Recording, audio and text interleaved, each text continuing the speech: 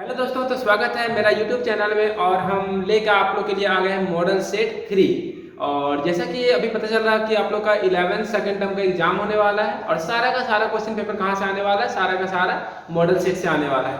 तो model set का तैयारी कर लीजिए। मॉडल सेट 1 का सोल्यूशन डाल दिए थे, मॉडल सेट 2 का सोल्यूशन डाल दिए थे और आज हम मॉडल सेट 3 का सोल्यूशन डालने वाले हैं। और आपको जैसा कि बेसिक पता होगा कि जितने भी सेट हैं वो तीन तीन सेक्शन में, आपका सेक्शन ए, सेक्शन बी और सेक्शन सी। और आज हम मॉडल सेट 3 लेकर आए हैं और मॉडल सेट 1 और मॉडल सेट 2 आप नहीं देखें तो कोई बात नहीं, आप वीडियो के डिस्क्रिप्शन में जाइएगा, वहां पर आपको लिंक मिल जाएगा, वहां से आप इसको देख सकते हैं। इसमें आपको सारा का सारा टाइपिंग किया हुआ मिलेगा, सबका आंसरिंग आपको सारा का सारा पीडीएफ फॉरवर्ड मिलेगा। यदि आपको पीडीएफ चाहिए इसका तो टेलीग्राम में एक मैक्सवेल फिजिक्स क्लासेस का एक ग्रुप होगा, आप उसमें लिंक पे जाइए, वहां से आप पीडीएफ डाउनलोड कर सकते हैं, जिसका लिंक आपका डिस्क्रिप्शन बॉक्स में दिया हुआ है। तो चलिए हम लोग आज स्टार्ट करते हैं सेक्शन ए मॉडल सेट 3 का। बाकी बेसिक आपको पता होगा, फुल मार्क्स आपका 35 मार्क्स का आएगा, टाइम आपका 1 है 30 आवर रहेगा, 1.5 घंटे का रहेगा समय। बाकी बता चुके थे कि सेक्शन ए जो आपका 7 मार्क्स का है, ये सॉरी 5 मार्क्स का है। टोटल क्वेश्चन 7 है, लेकिन आपको बनाने कितने हैं, 5 क्वेश्चन बनाने हैं। और आपका क्वेश्चन 8 to 14 आपका कितना मार्क्स का है, 3 मार्क्स का। उसमें भी आपका 7 क्वेश्चन आपका अटेम्प्ट कितना करना है, केवल यानी 5 क्वेश्चन अटेम्प्ट करने हैं। 15 to 19 जो आपका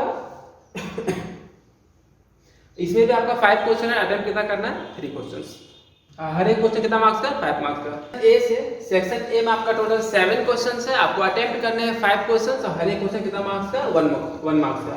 पहला जो क्वेश्चन बोलता है the gravitational force between two bodies is 1 Newton. दो बॉडी दिया हुआ, दोनों के बीच जो आपका फोर्स का वैल्यू है वो 1 न्यूटन दिया हुआ है। दो बॉडी है, एक का मास m1 है, एक का मास मान लिए m2 है, दोनों का बीच का डिस्टेंस मान लिए r है, और यहाँ पर जो फोर्स काम कर रहा है वो दे दिया है कितना न्यूटन, 1 न्यूटन। क्वेश्चंस बोलता है if the distance between them is double, distance को हम 2 गुना कर देंगे।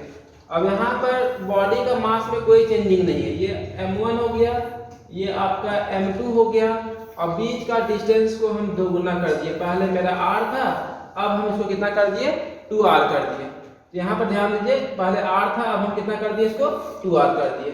तो आपसे पूछा गया what will be the force between them, तो अब बताइए फोर्स का वैल्यू क्या होगा। बहुत ही आसान क्वेश्चन है, समझिए पहले बात को। इस तरह का बहुत सारे क्वेश्चन आ सकते हैं इसमें बोलता है, आपको एक फॉर्मूला पता होगा, जो ग्रेविटेशनल फोर्स का फॉर्मूला होता है F equal to G m1 m2 by r square.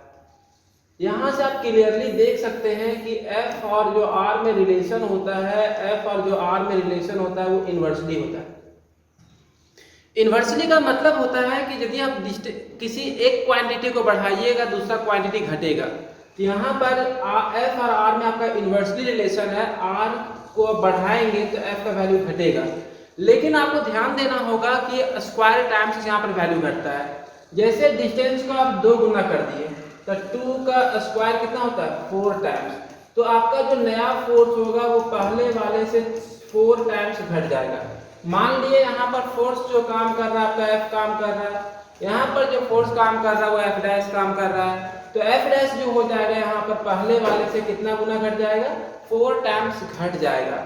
इसी क्वेश्चन में आपका बोलता है कि डिस्टेंस को हम कितना गुना कर दिए, डिस्टेंस को बढ़ा के 3 गुना कर दिए तो क्या होगा। तो टेंशन नहीं लेना, 3 का स्क्वायर आपको पता होगा, अब इतना भी नहीं पता था, अब क्या करना है, 3 का स्क्वायर कितना हो जाएगा, 9। तो आपका जो यहाँ पर आंसर हो जाएगा ये 9 टाइम्स घट जाएगा। इसका जो आंसर हो जाएगा F dash equal to F by 9। यहाँ पर जो न्यू फोर्स हो जाएगा पहले वाले फोर्स का 9 टाइम्स घट जाएगा। इसी तरह क्वेश्चंस बोल देगा कि हम डिस्टेंस को कितना टाइम्स कर दिए, पहले वाले का डिस्टेंस को 4 गुना बढ़ा दिए।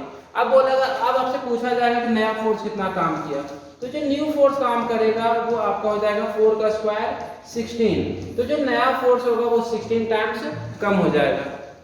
आई होप आपको समझ में आ गया होगा हम क्या बताने की कोशिश किए। हम सिर्फ इतना बताना चाह रहे हैं कि वो देखना होता है, आपको डिस्टेंस देखना होता है कि डिस्टेंस को जब हम 2 गुना करेंगे तो 2 का स्क्वायर 4 हो गया। तो जो न्यू फोर्स होगा वो पहले वाले से कितना गुना घट गया, 4 टाइम्स घट जाएगा। डिस्टेंस को आप कितना टाइम्स बढ़ा दिए, डिस्टेंस को हम 3 टाइम्स बढ़ा दिए, तो फोर्स जो कितना टाइम्स घट गया, 9 टाइम्स घट गया। डिस्टेंस को 4 टाइम्स बढ़ा दिए तो न्यू फोर्स कितना टाइम्स घट गया, 16 टाइम्स। आप इसी तरह बोलेगा डिस्टेंस को 5 गुना बढ़ा दीजिए, 5r कर देंगे तो न्यू फोर्स कितना जाएगा, F/25 आ जाएगा। तो चलिए आपसे क्वेश्चन में दे दिया था F का वैल्यू दे दिया था कितना, F यहाँ पे क्या लिखा हुआ देखिए, F का वैल्यू आपका दे दिया था 1 न्यूटन। तो आपसे पूछा गया कि F डैश का वैल्यू क्या होगा, तो F डैश का जो वैल्यू हो जाएगा आपका ये हो जाएगा F/4, इसका आंसर हो जाएगा 1/4 न्यूटन। तो वही लिखा हुआ है यहाँ पर कि हम जानते हैं F इक्वल टू फॉर्मूला होता है G(m1m2/r²) और F और R में इन्वर्सली रिलेशन होता है। तो लिखा हुआ है कि if the distance increases 2 times, यदि डिस्टेंस जो है आपका 2 गुना बढ़ता है, then gravitational force will be decrease 4 times. बोलता है जो आपका ग्रेविटेशनल फोर्स होगा 4 टाइम्स घटेगा, 2 गुना नहीं घटेगा, स्क्वायर टाइम्स घटेगा, याद रखिएगा। डिस्टेंस 2 गुना, फोर्स 4 टाइम्स घटेगा। डिस्टेंस 3 टाइम्स बढ़ेगा, फोर्स 9 टाइम्स घटेगा। डिस्टेंस 4 टाइम्स बढ़ेगा, आपका फोर्स 16 टाइम्स घटेगा। तो इस बात को भी याद रखिएगा, इसलिए आपका आंसर कितना हो जाएगा 1/4 न्यूटन। चलिए नेक्स्ट जो क्वेश्चन है बहुत इंपॉर्टेंट क्वेश्चन है, देखिए क्या बोलता है, why is the weight of a body at the pole more than the weight at the equator. बोलता है कि जो किसी भी बॉडी का जो वेट होता है वो पोल पे अधिक होता है इन कंपैरिजन टू इक्वेटर। तो यहाँ पर आपको ध्यान देना है, देखिए जो अर्थ का जो शेप होता है एग्जैक्ट स्फेरिकल तो नहीं हो पाता है, ये आपका इक्वेटर हो गया, ये आपका इक्वेटर हो गया और ये आपका पोल हो गया। और आपको पता होना चाहिए कि जो स्मॉल जी का वैल्यू होता है इक्वेटर पे और स्मॉल जी का वैल्यू जो होता है पोल पे, इसमें जो वैल्यू होता है जी का जो रिलेशन आता है Gm/r²। यहाँ पर आप क्लियरली देख सकते हैं कि जी और आर में कैसा रिलेशन है, इन्वर्सली। ये वाला डिस्टेंस जो है और ये वाला डिस्टेंस है, ये दोनों में डिफरेंस है, ये वाला वैल्यू बड़ा है, ये वाला वैल्यू छोटा है, आपको यहाँ पर ध्यान दीजिए। तो यहाँ पर जिसका वैल्यू बड़ा है, यहाँ पर Ge का वैल्यू जो होगा वो लेस होगा और Ge का जो वैल्यू होगा ये यहाँ पर मोर होगा। कहने का मतलब एक्सेलरेशन ड्यू टू ग्रेविटी का जो वैल्यू होगा पोल पे अधिक होता है, एक्सेलरेशन ड्यू टू ग्रेविटी का वैल्यू इक्वेटर पे कम होता है। तो वही लिखा हुआ the value of G at pole is larger than equator. अब जो वेट का फॉर्मूला होता है W इक्वल टू क्या होता है, mg होता है और m का वैल्यू कहीं पर भी वैल्यू चेंज नहीं होता है, m का वैल्यू कहीं पर चेंज नहीं होता है। तो वेरी कौन करेगा, G वेरी करेगा। तो G जिस तरह वेरी करेगा उसके अनुसार वेट वेरी करेगा। तो G यदि आपका लार्ज होगा तो आपका वेट लार्ज होगा, G लेस होगा तो वेट लेस होगा। तो यहाँ पर बोलता है कि इक्वेटर पे G का वैल्यू कम होने के कारण वेट कम होगा और इक्वेटर पे G का वैल्यू मतलब कि पोल पे G का वैल्यू अधिक होने के कारण वेट का वैल्यू अधिक होगा। बहुत आसान क्वेश्चन था, वही लिखा हुआ है। So weight of a body at the pole is more than weight at equator. चलिए नेक्स्ट क्वेश्चन है, what we measure using a spring balance. Spring balance का हम लोग यूज कहाँ करते हैं, क्या चीज मापने में, तो हम लोग कहाँ यूज करते हैं, तभी लिखा हुआ है the spring balance measure the weight of an object. Spring balance क्या मापता है, किसी भी ऑब्जेक्ट का वेट को मापता है।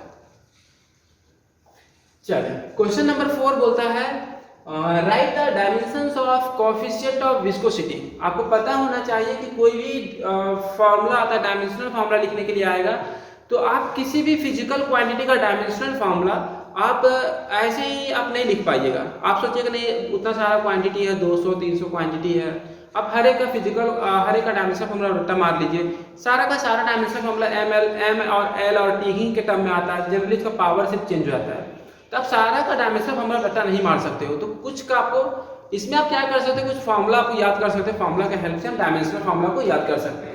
जैसे कोएफिशिएंट ऑफ विस्कोसिटी का फॉर्मूला होता है Fx/Av। यहाँ पर हर एक का मतलब समझ लेंगे। F जो यहाँ पर है वो मेरा है विस्कस फोर्स, F जो यहाँ पर विस्कस फोर्स और x जो यहाँ पर है डिस्टेंस है, A एरिया है और v क्या है, मेरा वेलोसिटी है। A एरिया है और v मेरा क्या है, वेलोसिटी है। चलिए यहाँ से हम फाइंड कर सकते हैं। अब हमको निकालना है कोएफिशिएंट ऑफ विस्कोसिटी ईटा का डायमेंशनल फॉर्मूला निकालना है। और हम समझ रहे हैं कि आप लोग बोर हो रहे होंगे, बट कोई बात नहीं, एग्जाम का समय है, टाइम कम है, इसलिए मेरे पास भी कोई ऑप्शन नहीं, आपके पास कोई ऑप्शन नहीं। वीडियो को बिना स्किप करके देखिए, आपको बड़ा मजा आएगा और थोड़ा कोशिश कीजिए समझने का। देखिए अब यहाँ पर आपसे बोला गया कोएफिशिएंट ऑफ विस्कोसिटी का डायमेंशनल फॉर्मूला बताइए, तो आपको पहले बेसिक पता होना चाहिए कि फोर्स का डायमेंशनल फॉर्मूला क्या होता है, एरिया का क्या होता है, वेलोसिटी का क्या होगा, डिस्टेंस का क्या होगा। तो यहाँ पर आप देखिए फोर्स का जो डायमेंशनल फॉर्मूला होता है आपको पता होगा, फोर्स का जो डायमेंशनल फॉर्मूला होता है ये होता है mLT-2 डिस्टेंस का जो होता है L होता है, एरिया का होता है L2 और वेलोसिटी का होता है LT माइनस 1। चलिए सबका वैल्यू पुट कर दीजिए यहाँ पर। फोर्स की जगह पे हम लिख देंगे MLT माइनस 2। डिस्टेंस की जगह पे लिख दिए L। एरिया की जगह पे हो गया आपका L का स्क्वायर और वेलोसिटी की जगह पे हो गया LT माइनस 1। चलिए सॉल्व कीजिए इसको। देखिए यहाँ पर m का अकेला हो गया, L का पावर 1, L का पावर 1, ये हो गया L का पावर 2। यहाँ पर देखिए t का पावर माइनस 2 बचा, नीचे सॉल्व कीजिए। देखिए यहाँ पर हो गया L का पावर 2 और ये L का पावर 1, तो ये हो गया L का पावर 3, नीचे बच गया t का पावर माइनस 1। चलिए सबको ऊपर ले जाइए। m तो हो गया L का पावर 2 और L का पावर 3, तो 3 ऊपर चला गया तो माइनस हो गया, और t का पावर हो गया माइनस 2 और माइनस 1 ऊपर चला गया तो प्लस 1 हो गया। चलिए सबको सॉल्व कर दीजिए। तो ये हो जाएगा m L का पावर माइनस 1 t का पावर माइनस 1, 2 माइनस 3 माइनस 1 हो गया ना, अब माइनस 2 प्लस 1 माइनस 1 हो गया। तो ये आपका आंसर आ गया ml माइनस 1 t माइनस 1। चलिए नेक्स्ट क्वेश्चन जो बोलता है इसमें आपसे क्वेश्चन जो पूछा गया कि बताना है कि जो फर्स्ट लॉ ऑफ थर्मोडायनेमिक्स होता है, स्टेटमेंट यहाँ बोलता है delta Q equal to delta U plus delta W। यहाँ पर कौन सा क्वांटिटी को, कौन सा वेरिएबल को डिफाइन किया गया, तो इसमें आंसर होगा इंटरनल एनर्जी। तो आपको इसमें आंसर याद रखना है इंटरनल एनर्जी। फिर बोलता है इसमें in which medium sound travel faster iron water और एयर। तो इसमें आपको दिमाग नहीं लगाना है, इसमें आपको समझना है कि जो स्टेट ऑफ मैटर का 3 होता है, एक होता है सॉलिड, लिक्विड और एक होता है गैस। सॉलिड, लिक्विड और गैस। तो याद रखिएगा जो स्पीड होता है सॉलिड में वो ग्रेटर होगा, स्पीड जो साउंड का होगा इन लिक्विड में, और स्पीड जो होगा साउंड का किसमें, गैस में। सबसे अधिक किसमें होता है, सॉलिड में होता है। तो इसमें आपसे पूछ रहा है कि जो लाइट का स्पीड जो सबसे अधिक होगा किसमें होगा, आयरन, वाटर और एयर। तो आयरन आपका किस फॉर्म में आ गया, सॉलिड फॉर्म में है, सॉलिड स्टेट में रहता है। वाटर आपका लिक्विड स्टेट में रहता है, और एयर जो है आपका गैसियस स्टेट में रहता है, या बोल सकते ठोस, द्रव और गैस। तो जो साउंड का जो सबसे अधिक स्पीड होता है सॉलिड में होता है। सॉलिड की पहचान कौन है, आयरन। तब तो आंसर क्या हो गया इसमें, आयरन। चलिए लास्ट क्वेश्चन देखिए। इसमें जो लास्ट नंबर क्वेश्चन है बोलता है what is the nature of thermal change in air when a sound wave propagate through it. तो यहाँ पर दो है, एक होता है न्यूटन जो बताए थे, उसमें बोलते थे कि नहीं वो जो केस लिए तो वो आइसोथर्मल लिए थे। आइसोथर्मल में बोला जाता है टेम्परेचर कांस्टेंट रहेगा। आइसोथर्मल में आपका टेम्परेचर कांस्टेंट रहता है, और एडियाबैटिक में क्या बोलता है, हीट एक्सचेंज नहीं होगा। एडियाबैटिक में क्या होगा, हीट एक्सचेंज नहीं होगा। तो जो लैप्लास जो लिए थे उसमें आपका लिया गया था कि एडियाबैटिक चेंज होगा, यहाँ पर आपका हीट का ट्रांसफर नहीं होगा। तो यदि ये वीडियो आपको थोड़ा सा भी हेल्पफुल लगा हो, या थोड़ा सा भी लगा हो नहीं आपके लिए फायदेमंद है, तो आप इस चैनल को सब्सक्राइब कर लीजिए, ताकि सेक्शन बी वाला भी वीडियो आने वाला है, सेक्शन सी का भी वीडियो अपलोड करेंगे। और यदि आप इस चैनल से जुड़े रहिएगा तो क्लास 9, 10, 11, 12 का ढेर सारा वीडियो हम अपलोड करेंगे। Thank you, all the best.